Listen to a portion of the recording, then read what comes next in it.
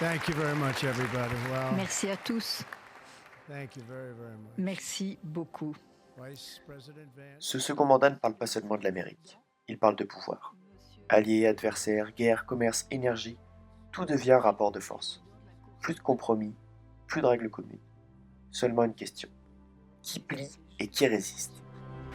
America will soon be greater, L'Amérique bientôt sera and plus far grande, more plus exceptional forte than et ever beaucoup plus before. exceptionnelle qu'elle ne l'a jamais été auparavant. I return to the presidency conference. Voici la stratégie de Donald Trump et jusqu'où elle peut aller.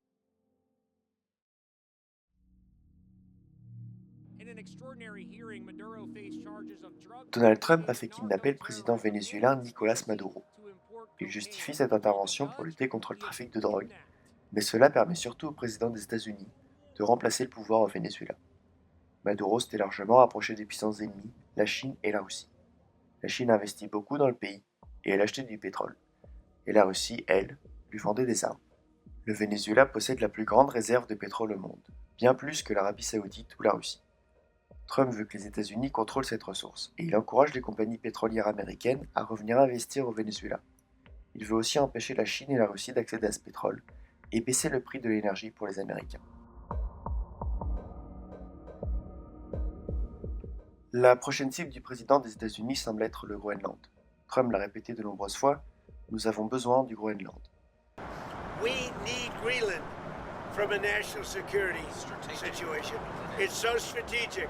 Right now, Greenland is covered with Russian and Chinese ships all over the place. We need Greenland from the standpoint of national security. And Denmark is not going to be able to do it, I can tell you.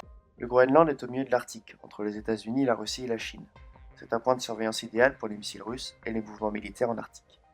Sous la glace se trouvent de nombreuses terres rares, indispensables pour les armes, les batteries et l'électronique, mais aussi de l'uranium, du pétrole et du gaz.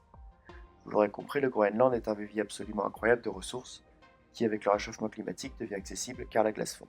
Si nous regardons cette carte, nous pouvons voir que si Trump parvenait à faire du Canada le 51e État des États-Unis, comme il l'a déjà envisagé, et qu'il met la main sur le Groenland, les États-Unis obtiendraient un territoire d'environ 21,8 millions de km², faisant d'eux le plus grand pays au monde devant la Russie et ses 17 millions de kilomètres.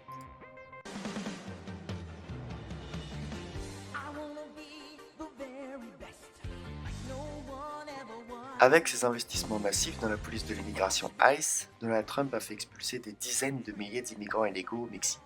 Déjà lors de son premier mandat, avec la construction de son immense mur à la frontière, Trump montrait déjà son rejet pour le Mexique, grand exportateur de drogue aux États-Unis, et pour les pays d'Amérique latine affectés par le narcotrafic. Ce qui motive le plus Trump, c'est l'immigration illégale. Il y a des arrivées massives à la frontière sud, et il accuse le Mexique de ne pas contrôler ses frontières. Concrètement, il veut que le Mexique bloque les migrants et accepte plus d'expulsions. L'administration Trump a officiellement qualifié plusieurs cartels latino-américains de terroristes, au même titre que des groupes comme Al-Qaïda ou Daesh. Le 47e président des États-Unis a même déjà affirmé la possibilité d'une intervention militaire et de frappes ciblées contre des cartels sur le territoire mexicain.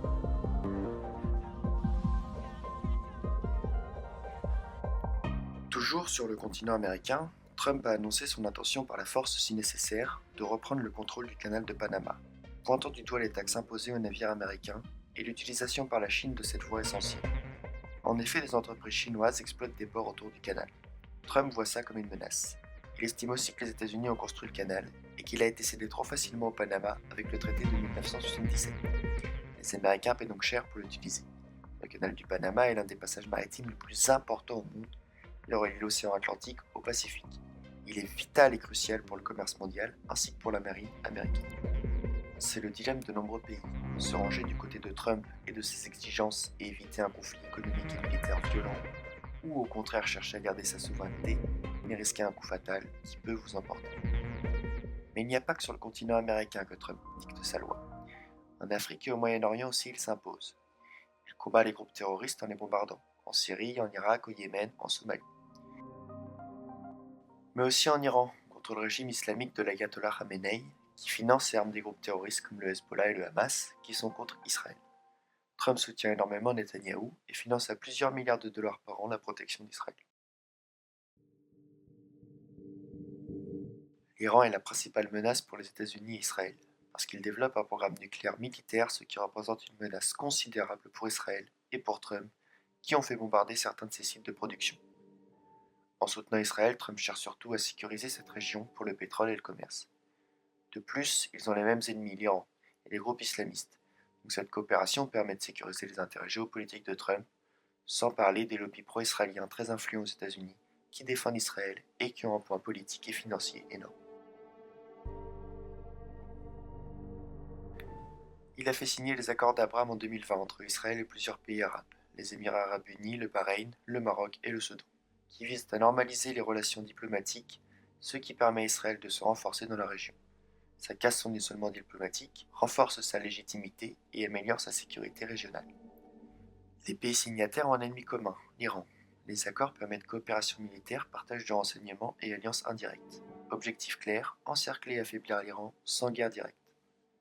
Trump a montré qu'il pouvait obtenir des accords historiques et faire mieux que ses prédécesseurs. Cela permet aussi de contourner la question palestinienne. Avant, beaucoup de pays arabes disaient pas de paix avec Israël sans État palestinien, et les accords d'Abraham ont cassé ce principe. Résultat, Israël gagne diplomatiquement et les Palestiniens sont mis de côté.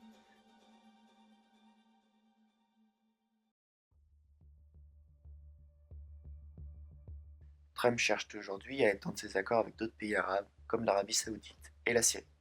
De plus, à l'heure où je vous parle, des manifestations contre le régime islamique ont lieu. Ces manifestations sont violentes et des civils sont tués. Trump a menacé de soutenir le peuple à renverser le régime et de bombarder des installations militaires. La chute de ce régime renforcerait le pouvoir de Trump et effacerait un opposant important.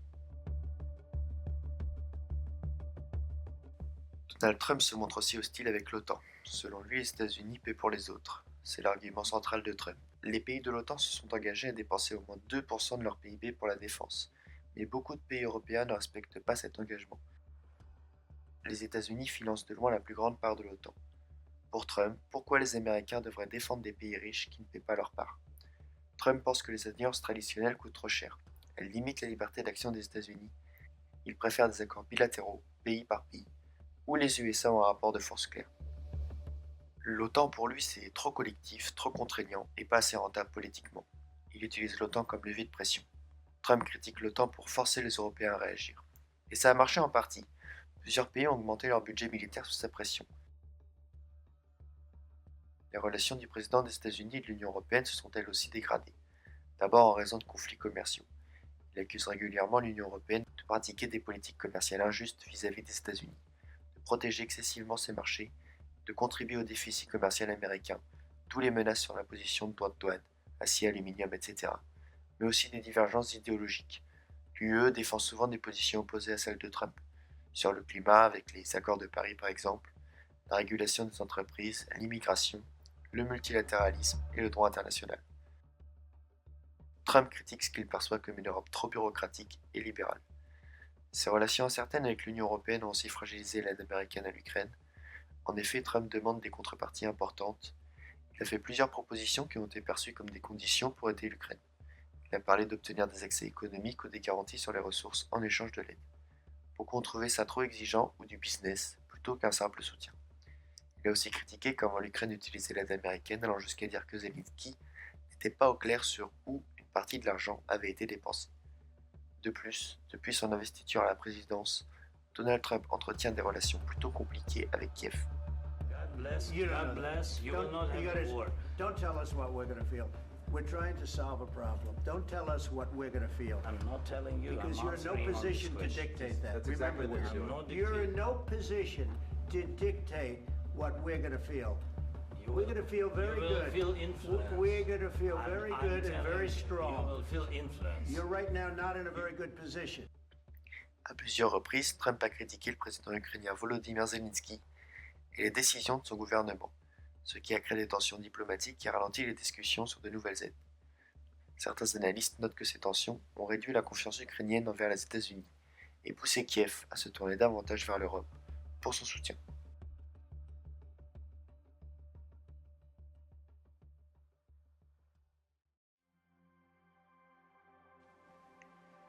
Voilà, alors j'espère que cette vidéo vous aura aidé à mieux comprendre la stratégie de Donald Trump en passant en revue ses conflits, ses différends et ses intérêts dans le monde. Si vous avez aimé cette vidéo, je vous invite à vous abonner Et n'hésitez pas aussi à me proposer un futur sujet de vidéo en commentaire.